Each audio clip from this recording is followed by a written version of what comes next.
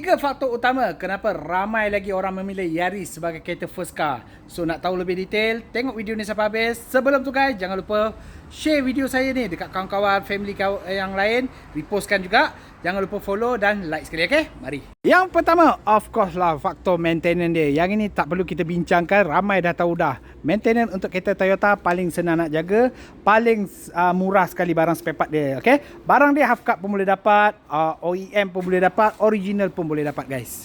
Yang kedua, faktor bontot dia pendek.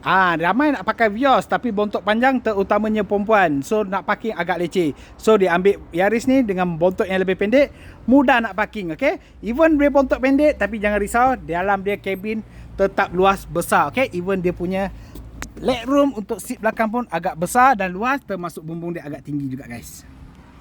Yang ketiga, of course lah, daripada safety features dia. Dia datang dengan 7 airbag guys, termasuk juga dengan 360 camera, ada juga dashcam, okay, ada juga monitor sensor untuk blind spot lagi. So dia ada banyak features safety yang bagus guys.